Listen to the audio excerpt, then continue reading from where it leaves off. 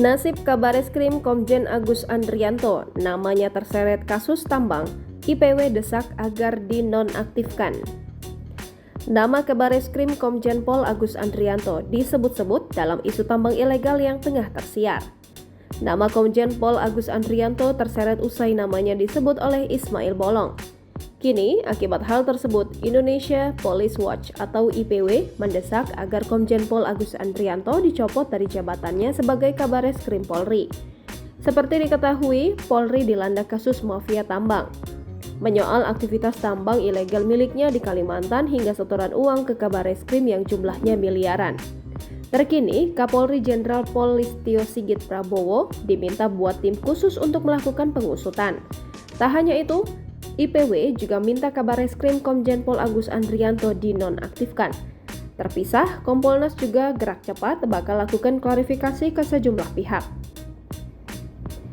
IPW mendesak Kapolri Jenderal Listio Sigit Prabowo membentuk tim khusus kasus setoran uang perlindungan pertambangan ilegal pada oknum petinggi Polri.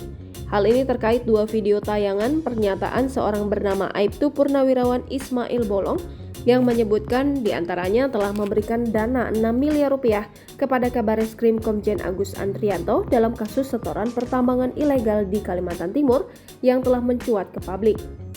Sugeng Teguh Santoso, Ketua IPW, dalam keterangannya Senin 7 November 2022 menyarankan untuk efektivitas kerja tim sus, Kapolri untuk sementara sebaiknya segera menonaktifkan Kabareskrim Komjen Agus Andrianto.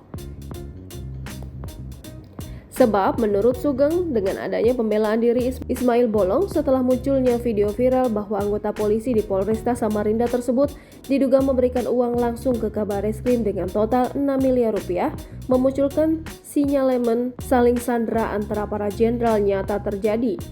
Ia menilai pengakuan Ismail Bolong itu oleh Propam Polri zaman Verdi Sambo menjadi Kadif Propam memang disimpan sebagai alat sandra. Hal ini menjadi nyata saat kelompok Verdi Sambo masuk jurang dengan adanya kasus Duren 3.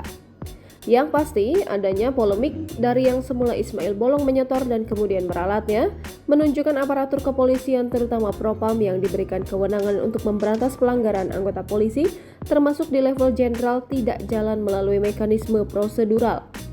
Padahal menurut Sugeng, secara nyata kasus tersebut sudah ditangani oleh Propam Polri dan Bareskrim Polri. Jangan lupa subscribe, share, komen, dan like ya!